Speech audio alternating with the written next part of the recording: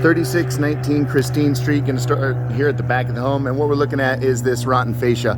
The back of the house does face south, and so this does get the most sun damage back here, and so the paint has been ruined, and then sure enough, water has gotten to it. So I'm going to go ahead and recommend that we replace all of the fascia across the back of the home. But then around the rest of the home, majority of it looks to be in pretty good shape. There will be some that's replaced here and there. Yeah, across the back, we're going to replace all of this. We need to decide what we're going to do here with this decorative little trellis that's all rotten, if we want to just take it down or replace it all. Looks like the beams that support it are pretty rotten for the most part. Let's go ahead and keep working.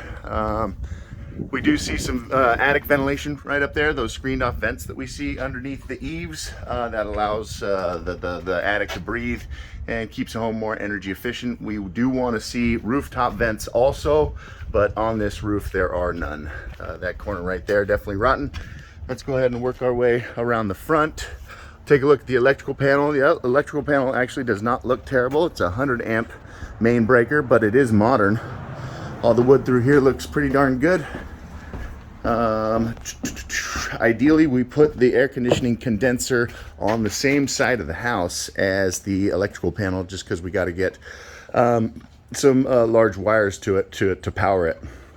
This side of the house is a little bit cramped, and so we might have to pick the other side of the house for the air conditioning condenser.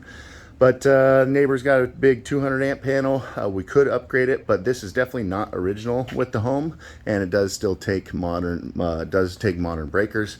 And without getting too creative, we could fit up to 22 solar panels on this electrical panel. There are no breaker spaces. Sorry, it's all full.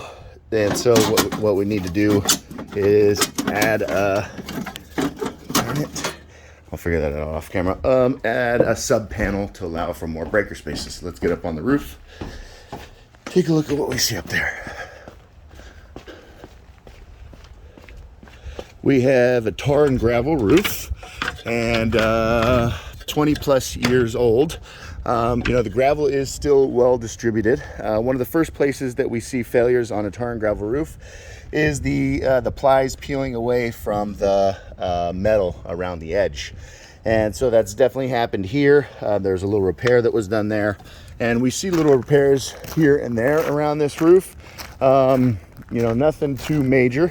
This is the only section of the roof. The porch has enough slope on it for shingles, and so I would recommend that we go ahead and use shingles on it. Maybe we could install gutters or something along here to keep the gravel. Well, never mind. When we replace this roof, I'm going to go ahead and recommend that we use a product called TPO, thermopolyolefin. It's bright white and ultra reflective, and so it dramatically drops the temperature inside the home during the summer. It's a fantastic product, lasts about 25 years. It's just not that visually appealing, and you can't see a lot of this roof from the street. We'll use shingles right there, but then on the rest of this, we'll use the TPO does come in a gray and a beige if the white was a concern. Imagine you get another couple years out of this tar and gravel roof, but we do start to see some wear and tear. I see the fiberglass coming through. I see some cracks in the plies there, which is pretty typical at that 20-year mark. And so yeah, this roof is kind of at that point where I could definitely limp it along, but I would recommend replacing it. And then we've got good space across the back of the house for some solar.